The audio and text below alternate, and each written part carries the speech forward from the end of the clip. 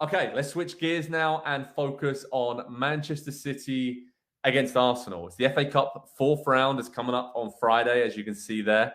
Obviously, the top two teams in the Premier League right now clashing in the FA Cup fourth round. I mean, there's a lot of talk, Nick, about they haven't played each other in the Premier League yet this season. So, what is Mikel Arteta? What's Pep Guardiola? What's their focus going to be going into these games? Are they going to be knowing Pep is going to try something crazy tactically to not give anything away for the league games? And just how close are they, I guess? Because we saw last season, even though City beat Arsenal, they were very close, especially in the clashes later in the season. So how close do you think these two teams actually are? Because we all expect, I think, City to surge late in the season, but everything we've seen from Arsenal, they've answered every single test that's been chucked at them so far. So this is going to be an intriguing FA Cup game, isn't it? Yeah, it's going to give you a classic Mendola hedge here by telling you closer than I thought they were.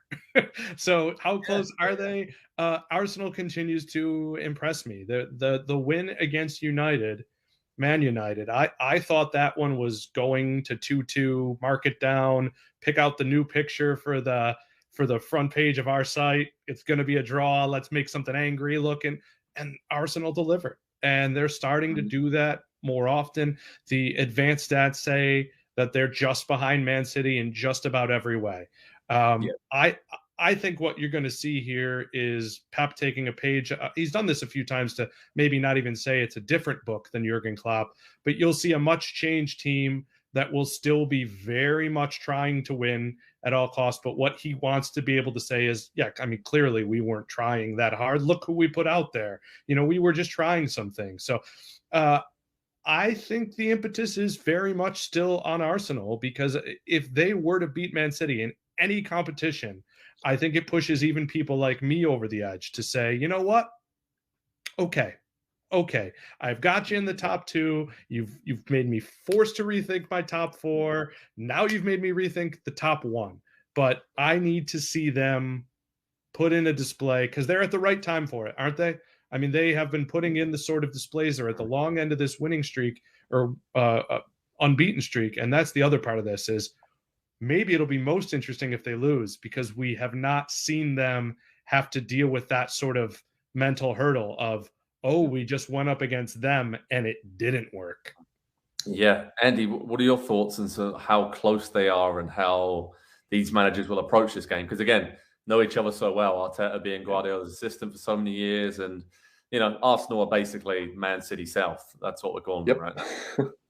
Yeah, they are close, and I think Nick is right. They're closer than I thought, but to me, I have a hard time not thinking that we have seen the absolute best that we can see from Arsenal this season already, and that we have seen just about the absolute worst we could see from Manchester City this season. And I have a hard time believing that both of those things can continue for another full half of the season. That seems a little bit unlikely to me. And the fact that they still have to play each other twice in the Premier League obviously is a big storyline. It's something that's going to almost single-handedly, potentially, decide who's going to win the title this season. And those two games, with one coming up here in just a couple of weeks, I think, are going to be absolutely incredible moments, in the sport.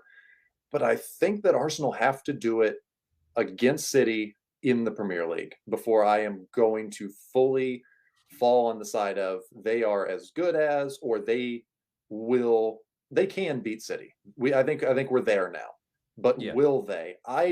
Until you do it against the champions, against the team that is nothing but world-class superstars, a team that to this point in the season has underachieved and is not so far behind you and has every opportunity to catch up to you in two games head to head. There's just a lot of factors that still, for as good as Arsenal have been, for all the progress they've made, for all the positive signs, they're all real. There's still a couple of big factors that I think are so important that weigh into Man City's favor. So I still go with them as being the better squad, and just having that title winning experience, I think is so important as well.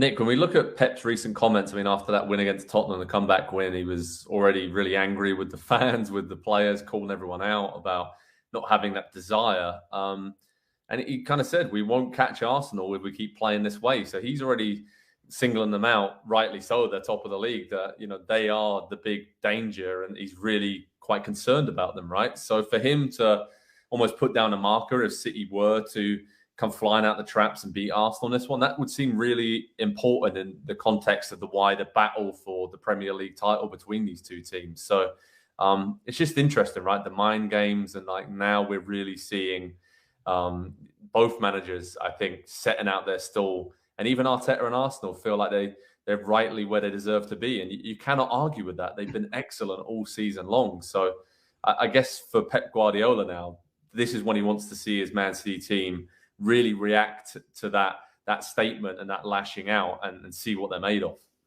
Yeah, I want to give a lot of respect to Guardiola and how he goes about his business and the buttons he pushes. And I'll add that to maybe the way Man City is operated as a whole. Mini example here is I think we all saw this on Maximo Perrone this week from Vélez Sarsfield. And he was the first name I really seriously saw them linked with in this window. And they went out, and within a week, it was snapped up and done. We don't get to see this a lot. We're seeing it with Klopp at Liverpool, but they're very much in a groove. He's staying around for a few more years. And I just think that's going to be the determining factor in the long run, is when he speaks up, everybody pays attention, whether they agree or not. And it's not yelling every week. It's not yelling for the sake of yelling. It's not deflecting for the sake of deflecting. And I think he's a steady hand there. And it's goofy to think that way, to think of, a steady hand at one of the most loaded teams in the league. But that's what I think. And maybe it could be this. Maybe it was just to get Erling Haaland going, because it worked. He put up 3 more goals, and that'll be the biggest. I wish I would have said this earlier. Rewind. How's it going to go this week? Show me that Arsenal can stop this gigantic beast of a man. That's exactly what I was about to say. It seems very, very tight between these squads in their current form and just where they're both at in terms of Arsenal on the rise. City just trying to stay at the top where they have been for the last few years, and their squad obviously has that pedigree. But Erling Haaland is the X factor. He is the difference to everything the Man City are trying to do this season, domestically in Europe, trying to win everything. And I think the link up with Kevin De Bruyne obviously is just what Kevin De Bruyne and Man City have been looking for years now. The crosses into the box, he's going to finish off at least 2 or 3 of them a game if you're putting them in the right area. So that's where Man City have the edge over Arsenal. The rest of the pitch, I think they're pretty even. I think they're, honestly, you look at Mahrez and Saka, you look at Odegaard and De Bruyne. De Bruyne obviously still has the edge, but Odegaard's getting towards that level of impact. Holding midfield, Rodri, Partey and Xhaka, all very good players. And then defensively, I think I'd probably give Arsenal the edge over Man City in terms of, if you look at the centre-backs and how they really haven't put a foot wrong this season, Saliba and Gabriel, over some of the, Man City have had injuries, players rotating in and out of the lineup. That's kind of where I get Arsenal the edge in that side of the pitch. But I think Haaland just gives City the X factor and something you could play exceptionally well in these 3 games coming up against City if you're Arsenal, and you could still lose all 3 because of Erling Haaland and De Bruyne on that link up. But, I think, Andy, for me, it's like, how seriously will both of these teams be taking the FA Cup? Because they're both out of the League Cup. Obviously, Arsenal are in the Europa League knockout rounds. Man City have huge, huge Champions League aspirations and almost seem to have written off the domestic cups a little bit this season, perhaps, and just focus on Europe and the Premier League. So that kind of comes into play, right? And we might see a few fun and games with lineups and not showing their kind of cards from Arteta and Guardiola ahead of these league clashes, and just playing around a little bit, because again, they know each other extremely well. They're both going to want to do that. They're both going to want to win this as well, though. I think this round, 4th round tie against any other side for either of these teams, and they're like, okay, whatever. We will rotate. We'll try to get through. But if we don't, it's not the end of the world, because we have so much focus that we have to put into the Premier League, into the Champions League for City as well. But because they're facing one another and because of the implications of what's on the line, I think there will be some little tactical chess stuff going on, mind games between the 2 managers. But I don't see it as, well, we're just going to rotate and we're going to, disrespect this team or this competition, because I do think if Arsenal can beat City, I think that's massive for them and their belief in having to play them twice in the league. And so Pep is going to know that we cannot give them the psychological advantage. We cannot tell them, we cannot tell a team that doesn't know if they can beat us yet that they definitively can beat us. We don't want to give them that. And so almost playing defense for City, even though they're the team that's behind, they're the team that's chasing, it still feels like they're that big dog to be afraid of. No Gabby Jesus in this game, so that is something to consider. However, I'm going to say something. I want your reaction. I know this might sound a little crazy given how early Arsenal is in its project, but given Odegaard's age, given Saka's age, given some of the purchases they've made, including, and I don't know how to say his name, the Polish center back this week, is it possible that if Man City is the Barcelona here, even for just a short period of time, that we could start to see a rivalry in style and substance with Arteta that somehow has that sort of El Clasico, I have to watch this vibe? It's a great point. I think it's kind of to the point we mentioned the other day about Man United and Arsenal, right? Like, who is set up better for long-term success? And now you're mentioning it with all the young players and sort of City, they will eventually have to replace Rodri, De Bruyne, and a lot of these more experienced players, Kyle Walker, that they have. That's a really good point, because I think I'd love to watch this game time and time again, and in a Champions League final or semi-final, just like Liverpool and City a few years ago, right? We referenced that crazy period where they were playing each other in domestic cup semi-finals, Champions League, ladder stages, and then going head-to-head for the title. So, yeah, I don't know about you, Andy, but I feel like there is the potential here with the respect levels, but also the crossover between some of the players, Jesus and Zinchenko, just the ideas, the philosophy. There's differences, but they are very, very similar and very, very fun to watch, right, Andy?